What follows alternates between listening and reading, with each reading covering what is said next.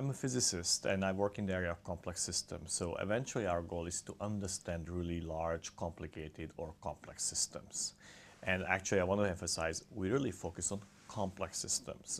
There are lots of things that are complicated. A car is very complicated, a computer is very complicated, but it doesn't have what we call emergent behavior.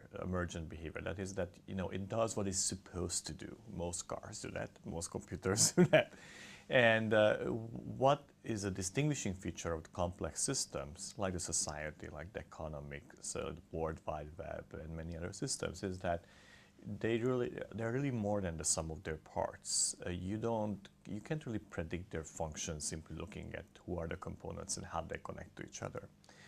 But yet, it's so much ingrained in our life. We so much depend on that, whether our biological existence depends on the chemical networks within our cells. Our professional and personal existence depends on the social network that surrounds us.